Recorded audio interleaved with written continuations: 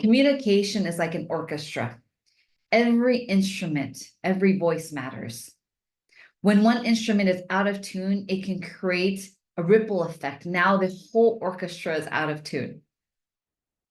When one instrument is in tune, in sync, it can create a symphony of beautiful music together. Every interaction that we have is like this orchestra. The words that we use can create a divide, can create silos, or it can create a symphony of beautiful music together. Our communication can build cohesion, collaboration. And that is why we dive into the Speak and Flow podcast, where we talk about the strategies to help you and your team unleash the power of their voice, achieve maximum potential and flow. Today's topic is all around changing the way our world communicates. How do we have effective communication that builds meaningful relationship and influences the room that we walk into?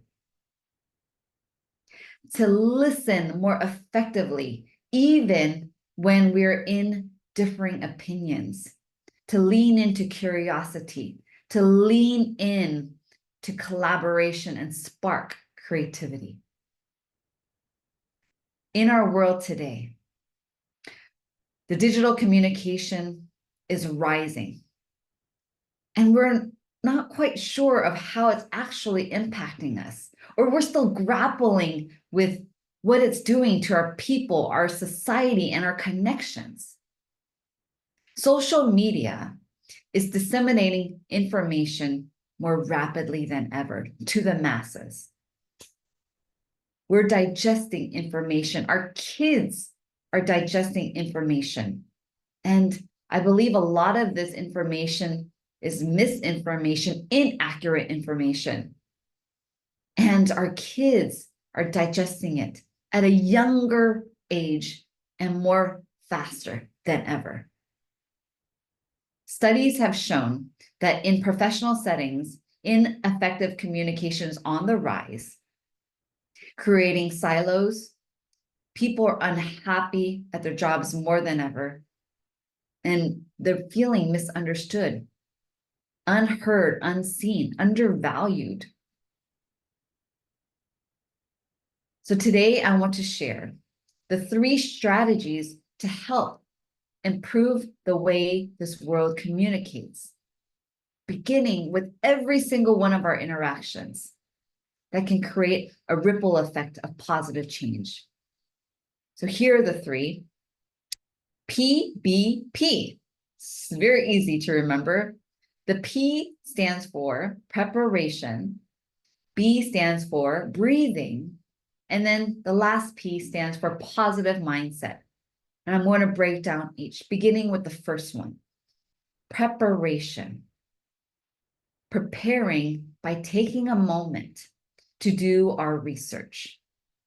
Really thinking through, why do I believe what I believe? What information have I gotten? And is it accurate?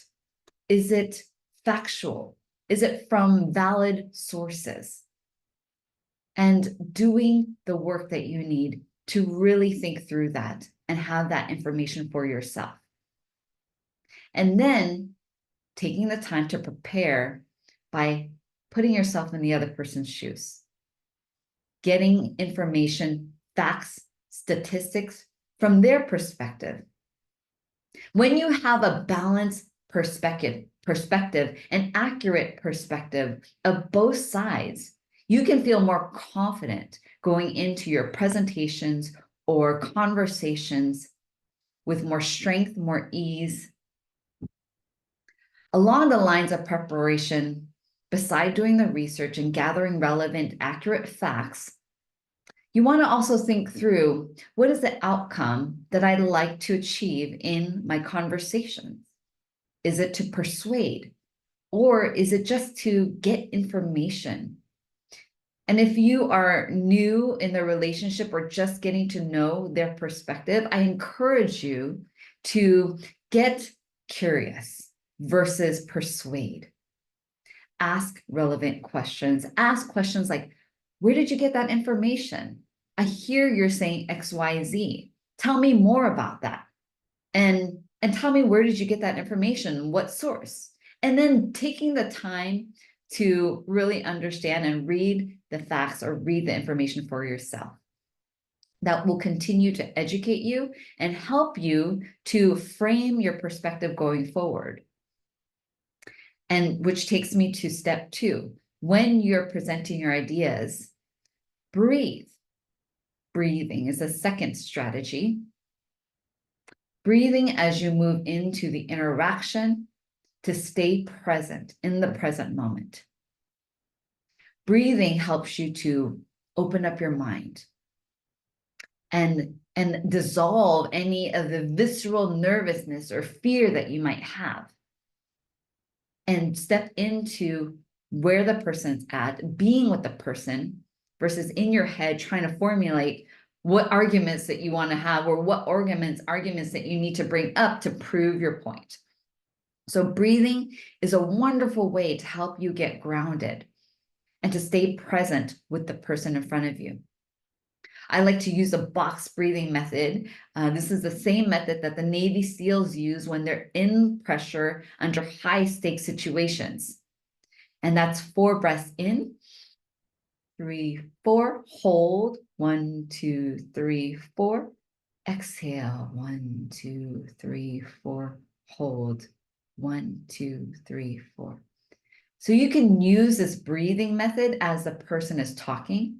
If you're feeling yourself with a heightened emotion or visceral nervousness or anxiety, use the breathing technique, the box breathing technique, to help calm the nervous system and stay present. And then move into curiosity, especially if the person is saying something that you don't agree with and you want to rebuttal and you want to prove yourself to be right. When you go into this type of interaction of proving, nobody is going to hear anybody. So you want to be able to calm the nervous system, and that will allow your partner, the person that you're talking to also calm.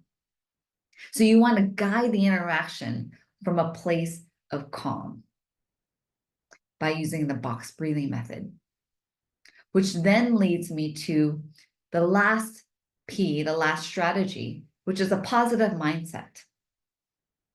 Earlier, I talked about preparation, what outcome you want. Is it to persuade, to gather information? As you're doing all this, I want you to have a positive mindset, a mindset that you can find common ground, even if there's a different opinion from yours. Consistently ask questions to find the commonality between you two, and I promise that you can find it. But it stems from you having that positive mindset first. Because without it, if you're going to go in competitive, then that's what you're going to get. The likelihood of you leaving that conversation derailed, frustrated is high because you went into it combative. And so you want to go into it with a positive mindset that you can find common ground, open yourself to new possibilities, continuing to ask, what can I do here? What are the possibilities? Even when we have different opinions, having that positive mindset, being the leader in that interaction will help increase the likelihood that you can find collaboration and solutions. It is possible, remembering that you're all in the same boat together. We're in the same orchestra. So together, let's sing a symphony of beautiful music, knowing that our words have that much power to creating a ripple effect. So remembering the 3 strategies that we went over today: preparation, getting a balanced perspective, trying to understand the other side. 2, breathing, consistently being in the present moment with the person, listening. 3, moving in with a positive mindset that even in our complex world, that we can find common ground. More than ever, we need to change the way this world communicates, and come in with one voice, stronger than ever. And I hope you use this to create a ripple effect of positive change. Thanks for being with me today. Until next episode, I am your sister in flow. May prosperity flow to you and through you, and have more meaningful connections, relationships. Until next time, I'll see you on the other side.